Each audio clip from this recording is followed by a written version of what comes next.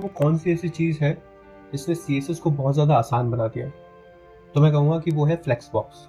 तो इस वीडियो में हम एकदम बिगनर लेवल से स्टार्ट करेंगे और वो सारी चीज़ें सीखेंगे जो तुम्हें पता होनी चाहिए फ्लेक्सबॉक्स को यूज़ करने के लिए, है ना। तो इसमें हम लोग सीखेंगे कि डिस्प्ले फ्लेक्स क्या होता है, justify content, align item, flex basis क्या होता है, श्रिंक क्या होता है, ग्रो क्या होता है, ऑर्डर क्या होता है, कंपोनेंट क्या होता है और भी बहुत कुछ। तो बिना किसी देरी के चलिए शुरू करते हैं। तो सीधा कोड करने से पहले हम कुछ बेसिक चीज़ें समझ लेते हैं। पहले समझ लेते हैं कि फ्लेक्सबॉक्स है क्या और ये पिक्चर में आया ही क्यों। तो अगर बहुत सिंपल भाषा में समझाऊं तो फ्लेक्सबॉक्स एक CSS का टूल है जिसको हम वेबसाइट की लेआउट बनाने के लिए यूज़ करते हैं। अब तुम पूछोगे कि लेआउट क्या होता है, तो लेआउट सिंपली कंटेंट का अरेंजमेंट होता है। उसकी नीड के हिसाब से हमें कुछ कंटेंट है जो साइट पे अरेंज करना है, हमें चाहिए कि हमारी इमेज यहाँ पे रहे, हमारा ये डिव यहाँ पे रहे, हमारा पैराग्राफ यहाँ पे रहे, तो उन सारे कंटेंट को अरेंज करने का एक स्ट्रक्चर को ही हम लेआउट कहते हैं। तो इसलिए फ्लेक्सबॉक्स पिक्चर में आया ताकि हम उन सारी चीज़ों को कर सकें आसानी से। मगर क्यों?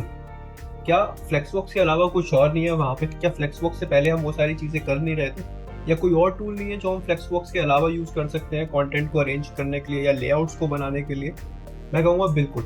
वहाँ पे बहुत सारी टूल्स हैं, जैसे HTML टेबल्स हो गई। सबसे पहले हम लोग HTML टेबल्स का यूज़ करते थे लेआउट्स बनाने के लिए।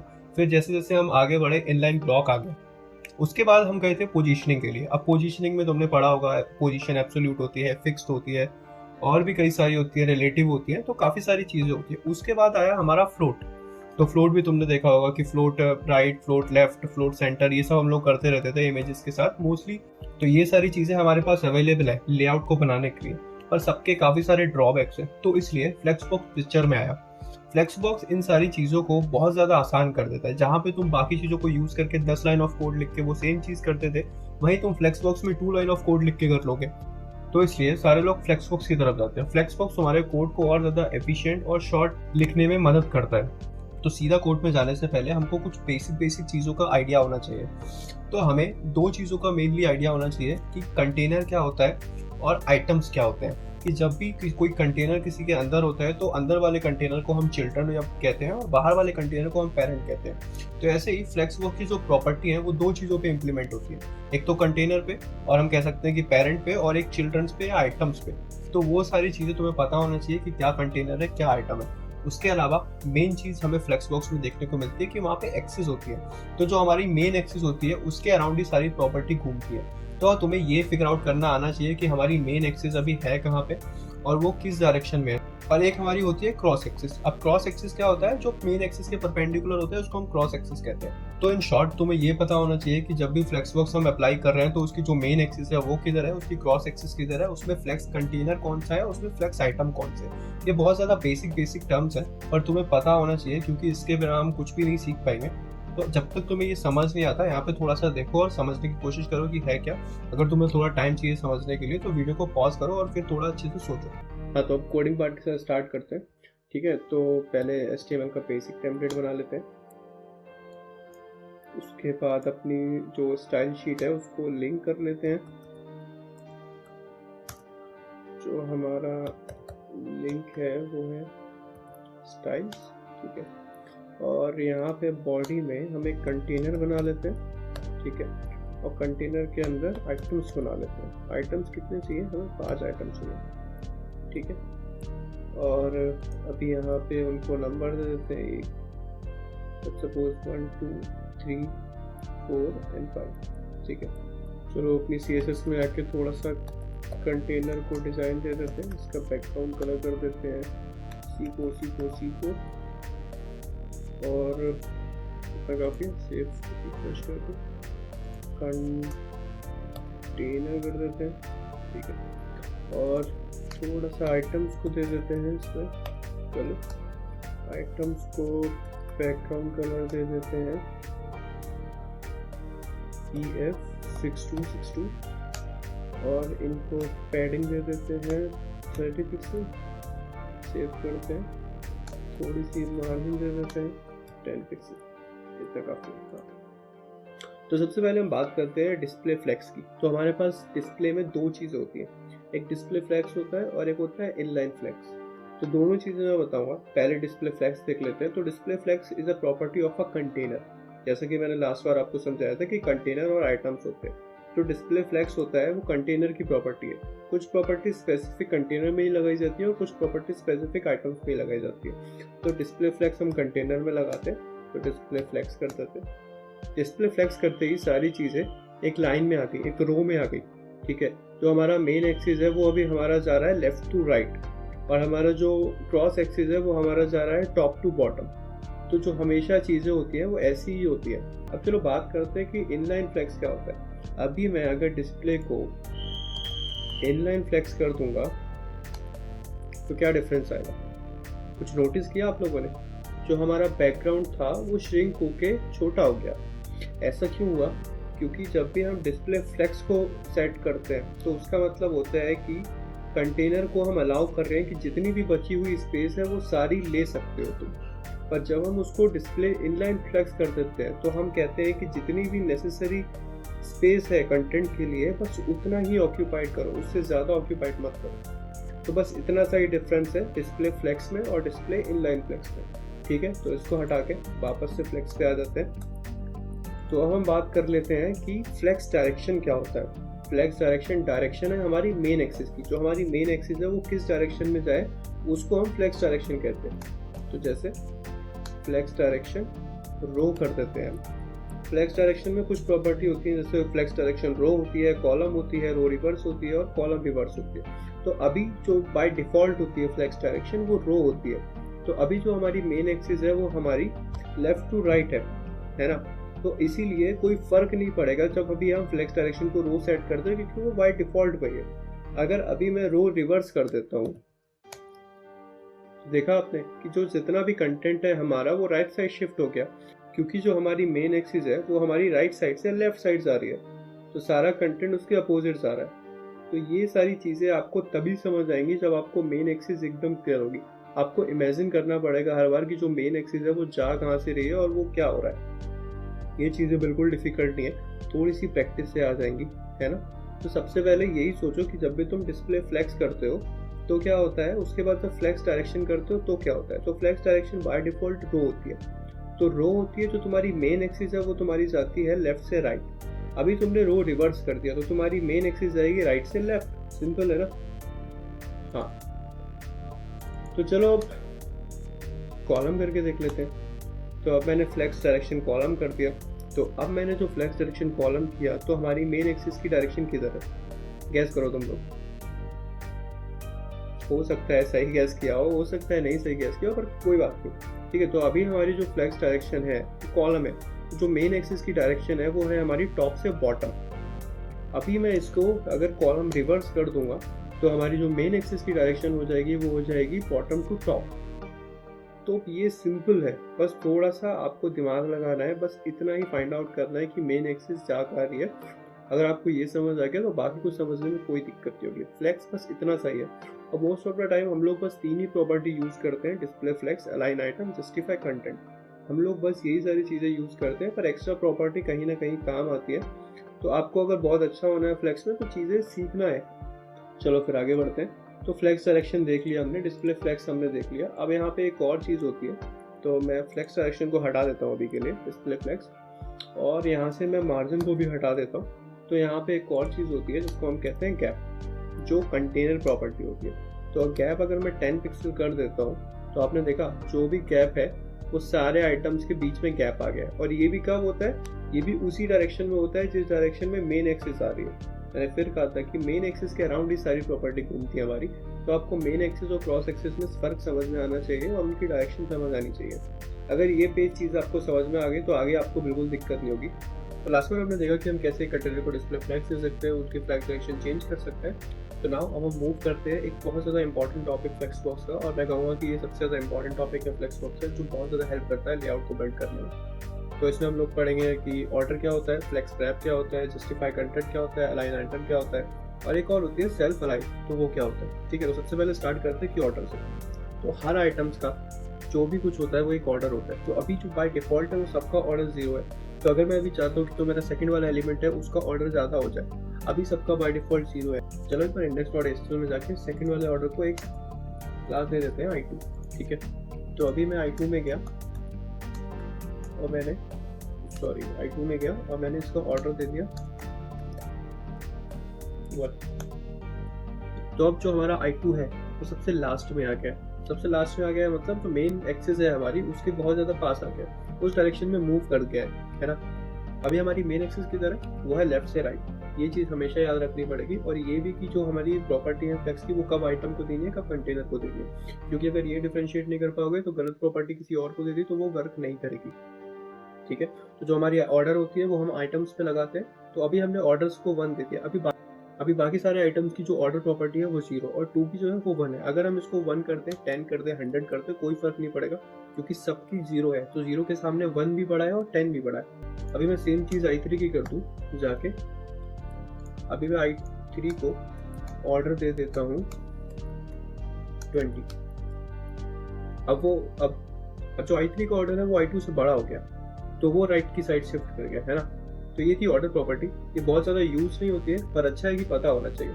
अब इसके बाद एक प्रॉपर्टी आती है फ्लेक्स रैप। अब फ्लेक्स रैप क्या होता है, वो एक इंपॉर्टेंट प्रॉपर्टी है। तो हम जब भी कोई भी वेबसाइट या कोई भी लेआउट बनाते हैं तो हमारा एंड गोल ये रहता है कि वो जो लेआउट हो वो हर स्क्रीन पे काम करे। इन शॉर्ट कि वो रिस्पॉन्सिव होना चाहिए। फ्लेक्स बॉक्स के क्या होता है कि अगर अभी हम कुछ करेंगे, लेट्स सपोज कि हमने इन 5 एलिमेंट को 10 कर दिया और इसको कर दिया 6, 7, 8, 9, 10। तो अभी जो तुम देख रहे हो कि जो हमारी विंडो है, जो हमारा कंटेंट है वो फिट नहीं हो पा रहा उतनी जगह में, तो फ्लेक्सबॉक्स उस जो एक्स्ट्रा कंटेंट है उसको काट रहा है। पर हमें ये नहीं चाहिए, हमारे को रिस्पॉन्सिवनेस चाहिए कि अगर हमारा व्यू पोर्ट या हमारा जो विंडो है वो स्मॉल होता है तो कंटेंट अपने आप ही इस तरीके से शिफ्ट हो कि वो पूरा दिखना चाहिए। तो उसके लिए होती है हमारी एक प्रॉपर्टी फ्लेक्स रैप। तो फ्लेक्स रैप का जो बाय डिफॉल्ट होता है वो नो रैप होता है। तो अगर मैं अभी इसको सेव करूंगा तो कोई फर्क नहीं पड़ेगा, तो हमें उसको सेट करना होता है रैप। तो जैसे ही मैंने रैप को सेट किया, आप लोगों ने देखा कि जो हमारा कंटेंट जो ओवरफ्लो कर रहा था वो नीचे आ गया। तो यही होता है, जब भी हमारा कंटेनर होता है उसको मैंने अगर फ्लेक्स रैप दे दी तो वो जो है जो ओवरफ्लो कंटेंट हो रहा है उसको नेक्स्ट लाइन में शिफ्ट कर देता है। ठीक है, फ्लेक्स रैप होता है और फ्लेक्स रैप रिवर्स होता है। तो रिवर्स के क्या होता है कि वो उल्टा हो जाता है कि जहां से कंटेंट पहले ऊपर से स्टार्ट हो रहा था वो नीचे से होगा और नीचे से स्टार्ट हो रहा था तो ऊपर से होगा। ठीक है, तो इसको रैप कर देते हैं, रैप ही रखते हैं अभी। तो ये थी हमारी फ्लेक्स रैप प्रॉपर्टी। चलो वापस चलते हैं और ये एक्स्ट्रा कंटेंट को हटा देते हैं, इसकी ज़रूरत नहीं है हमें। और अब हम बात करते हैं जस्टिफाई कंटेंट की। जस्टिफाई कंटेंट एक बहुत इंपॉर्टेंट प्रॉपर्टी है और तुम्हें बहुत ज़्यादा यूज आने वाली है, तो मेक श्योर कि तुम्हें ये समझ में आना चाहिए।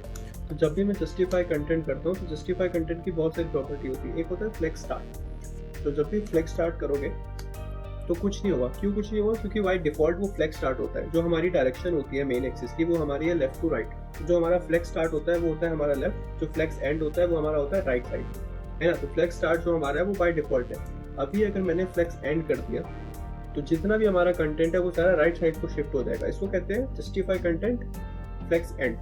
अभी मुझे ये सारा कंटेंट सेंटर में चाहिए तो उसके लिए मैं जस्टिफाई कंटेंट सेंटर कर दूंगा, तो हमारा जितना भी कंटेंट है वो सेंटर में आ जाएगा। और भी प्रॉपर्टी होती है उसकी, एक इसकी प्रॉपर्टी होती है स्पेस बिटवीन। तो इससे क्या होता है, जितना भी एक्स्ट्रा स्पेस है वो सारा आइटम्स के बीच में आ जाता है, इक्वली डिवाइड हो जाता है हर आइटम्स के बीच में, है ना। और स्पेस बिटवीन के बाद क्या होता है, एक होता है स्पेस अराउंड। तो जितना भी हमारा इस एक्स्ट्रा स्पेस होता है वो हर आइटम के अराउंड आ जाता है इक्वली। जैसे अभी फर्स्ट के अगर मैं लेफ्ट साइड में बात करूं तो x है और फर्स्ट के राइट साइड में बात करूं तो x है। 2 के फर्स्ट लेफ्ट साइड में x है और 2 के राइट साइड में भी x है। तो x इज अ डिस्टेंस कि इतनी डिस्टेंस सबको मिली हुई है ना। तो ये हो गया हमारा जस्टिफाई कंटेंट। अभी अगर मैं जस्टिफाई कंटेंट को हटा के अलाइन आइटम की बात करूं तो अलाइन आइटम क्या करता है, वो भी हमारे जो एलिमेंट्स हैं उनकी पोजीशन चेंज करता है पर वो क्रॉस एक्सिस के अलोंग करता है। ठीक है, जस्टिफाई कंटेंट क्या करता है, वो मेन एक्सिस के अलोंग करता है और जो अलाइन आइटम है वो हमारा क्रॉस एक्सिस के डायरेक्शन में कर रहा है। लेट्स से अलाइन आइटम्स मैंने सेंटर कर दिया।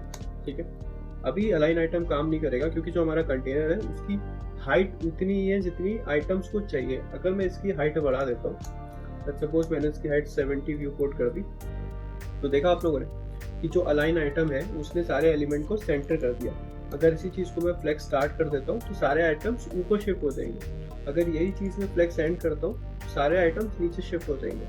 ठीक है, और यही सारी चीज़ें हमें बहुत ज़्यादा हेल्प करती है। तो अगर तुम्हें कोई भी कंटेंट को सेंटर में करना है तो यही वो ब्रह्मास्त्र है जिसके जरिए आप इन सारी चीज़ों को सेंटर में ला सकते हैं। जैसे कैसे ला सकते हैं, जैसे मैंने फ्लेक्स आइटम को किया, अभी मैं इसको सेंटर कर देता हूँ और जो जस्टिफाई कंटेंट है उसको भी सेंटर कर देता हूँ, तो हमारा सारा कंटेंट सेंटर में आ गया। तो फ्लेक्स आइटम क्या करता है, वो कंटेंट को सेंटर में लाता है, या फ्लेक्स स्टार्ट या फ्लेक्स एंड जो भी आपका उसमें लाता है क्रॉस एक्सिस के अलाउ। और सेम चीज जस्टिफाई कंटेंट करता है, पर वो करता है मेन एक्सिस के अलाउ। मतलब ये चीज आपको पता होनी चाहिए कि अलाइन आइटम किस डायरेक्शन में काम करता है और जस्टिफाई कंटेंट किस डायरेक्शन में काम करता है ना। चलो ठीक है, अब जस्टिफाई कंटेंट को हटाते हैं। अब एक और प्रॉपर्टी होती है जिसको कहते हैं अलाइन सेल्फ। ठीक है, तो अभी मुझे चाहिए, अब जैसे 2 है हमारा, अब 2 हमारा कहेगा कि मुझे तो इन सब के साथ नहीं घूमना, मैं बहुत ज़्यादा समझदार हूँ, मुझे तो अकेले ही घूमना है, जो मेरा मन करेगा मैं वो करूँगा। ठीक है, तो अलाइन सेल्फ नाम की एक प्रॉपर्टी होती है और वो मैं 2 में सेट कर रहा हूँ। मैं इसको सेट कर देता हूँ कि फ्लेक्स स्टार्ट। तो 2 हमारा फ्लेक्स स्टार्ट में चला गया, तो वो बाकी सारे फ्लो से बाहर निकल गया। तो 2 अब इंडिपेंडेंट है, 2 कुछ भी कर सकता है, मतलब कुछ भी कर सकता है, मतलब जहाँ उसको चाहिए वो वहाँ जा सकता है, ऐसा। तो इसको हम कहते हैं फ्लेक्स अलाइन। और फ्लेक्स अलाइन हमेशा आइटम्स में ही जाके सेट होती है, आप इसको कंटेनर में सेट नहीं कर सकते। तो हमने बहुत कुछ सीख लिया, हमने जस्टिफाई कंटेंट देख लिया, अलाइन आइटम देख लिया, सेल्फ अलाइन देख लिया, और फ्लेक्स रैप देख लिया, ऑर्डर देख लिया। मुझे पता है इतनी सारी प्रॉपर्टी इन द बिगिनिंग में याद करना बहुत ज़्यादा मुश्किल है, तो इसलिए मैं आपको कुछ और अच्छा बताता हूँ। तो ये है एक कंप्लीट गाइड टू फ्लेक्सबॉक्स, जो है एक CSS के CSS ट्रिक्स ने ये गाइड प्रोवाइड कराई है। यहाँ पे आप जाके देखेंगे तो आपको सब कुछ मिल जाएगा कि ये वो प्रॉपर्टी है और ये प्रॉपर्टी किस में लगती है कंटेनर में, और उसकी क्या क्या चीज़ें होती हैं, उसके बारे में सारा कुछ लिखा होगा। तो ये काफ़ी अच्छी गाइड है, मैं इसको नीचे लिंक कर दूंगा डिस्क्रिप्शन में, आप जरूर इसको एक बार देखें। ठीक है, तो इसको देखने के बाद अब हमें चीज़ें तो समझ आती हैं। अब ये सारी स्किल्स को हम याद कर लेंगे या बार बार गूगल कर लेंगे, पर उनको और अच्छे से समझने के लिए एक गेम है फ्लेक्सबॉक्स फ्रॉगी। तो मैं चाहूँगा कि आप लोग इसको ट्राई करें, ये काफ़ी इंटरेस्टिंग है, खेलने में भी मज़ा आता है, और आपकी जो नॉलेज है, आपने जो अभी अभी सीखा है, उसको इम्प्लीमेंट करेंगे तो वो और अच्छी हो जाएगी। तो जैसे इसका सिंपल सा मोटो ये है कि ये जो फ्रॉग है हमें उसको लीफ के ऊपर ले जाना है। तो अभी जो उसमें डिस्प्ले फ्लेक्स है, अब डिस्प्ले फ्लेक्स है तो हमारी मेन एक्सिस किस साइड है, हमारी मेन एक्सिस है लेफ्ट से राइट साइड को। तो सिंपल मैं यहाँ पे क्या करूँगा, जस्टिफाई कंटेंट को फ्लेक्स एंड कर दूंगा, तो वो मेरा सेट हो गया। अब यहाँ पे काफी सारे लेवल आते हैं, जैसे ये, अब मैं जस्टिफाई कंटेंट को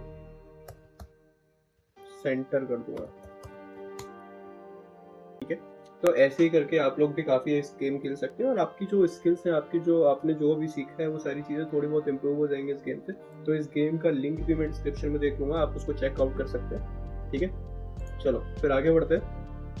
तो अभी last part of the flexbox बचा हुआ है। ये पार्ट इतना इंपॉर्टेंट नहीं है, पर कभी कभी बहुत ज़्यादा काम आ सकता है। वैसे तो फ्लेक्सबॉक्स इसको खुद ही हैंडल कर लेता है, पर कभी कभी होता है सिनेरियो में कि हमें बहुत सारी चीज़ें डिफॉल्ट वाइज सेट करनी पड़ती है। तो इसीलिए यहाँ पे कुछ प्रॉपर्टीज हमें पता होनी चाहिए, इन केस अगर हमें उनकी ज़रूरत पड़े तो एटलीस्ट हमें उनका आइडिया होना चाहिए कि वो कहाँ पे और किस कंडीशन में यूज़ आती है। बाकी कोड कैसे लिखना है और उसको समझना है, तो वो तो हम बाद में गूगल करके या कहीं से भी किसी भी डॉक्यूमेंटेशन से पढ़ के सीख लेंगे। एटलीस्ट हमें अभी वो पता होना चाहिए। तो चलो स्टार्ट करते हैं। एक प्रॉपर्टी है फ्लेक्स बेसिस। तो फ्लेक्स बेसिस क्या होता है कि फ्लेक्स बेसिस को तुम विड्थ मान लो।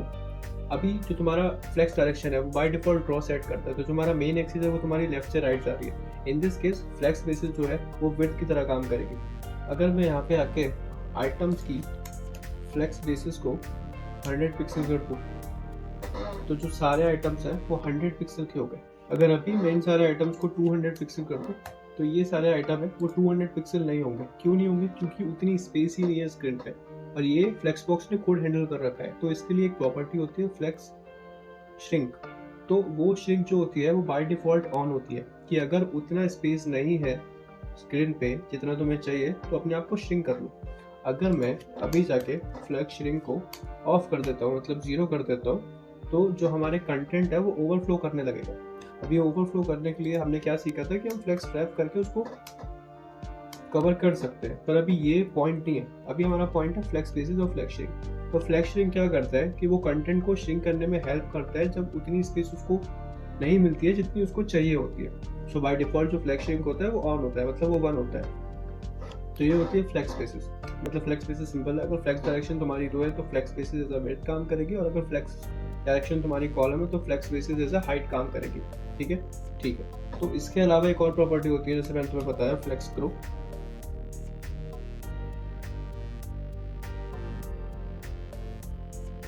फ्लेक्स ग्रो बाय डिफॉल्ट तो ऑफ रहती है, तब इसको अगर हम 1 कर देते हैं तो वो सारे एलिमेंट को ग्रो करने का मौका देती है। मतलब फ्लेक्स ग्रो क्या कहती है जितना भी एक्स्ट्रा अमाउंट ऑफ स्पेस बचा हुआ है उन सारे स्पेस को कवर अप कर लो, इक्वली डिवाइड करके कवर अप कर लो। तो यही सारा फ्लेक्स ग्रो करती है। और अगर मैं फ्लेक्स प्रो को 0 कर दूंगा तो वो वैसा नहीं करेगा। तो डिफॉल्ट बिहेवियर क्या होता है, जो फ्लेक्स प्रो होता है वो ऑफ होता है, फ्लेक्स शेयरिंग जो होता है वो ऑन होता है, और फ्लेक्स बेसिस कोई सेट नहीं होता है। हाँ, तो तुम्हारा एक शॉर्ट हैंड प्रॉपर्टी भी होता है जिसको हम कहते हैं फ्लेक्स, उसको हम सेट कर सकते हैं 1 1 0। तो पहले 1 का मतलब है फ्लेक्स ग्रो, दूसरे 1 का मतलब है फ्लेक्स श्रिंक, और तीसरे 0 का मतलब है फ्लेक्स बेसिस। तो हमने क्या सेट किया कि अगर कंटेंट स्क्रीन पे हो ग्रो करने के लिए तो तुम ग्रो करो, और अगर स्क्रीन पे कंटेंट कम है उतना, उससे भी जितना तुम्हें चाहिए तो तुम श्रिंक करो। तो ये रिस्पॉन्सिवनेस की निशानी होती है जो फ्लेक्सबॉक्स खुद हैंडल कर लेता है। पर इन सर्टेन सिनेरियो अगर हमें ये खुद से हैंडल करना पड़े या कस्टम कुछ करना पड़े तो हमें ये प्रॉपर्टीज पता होनी चाहिए। अब एक और, अब ये जो हमने लिखा है फ्लेक्स 1 1 0, अब इसकी जगह हम बस ये भी लिख सकते हैं फ्लेक्स 1, तो उससे भी काम हो जाएगा।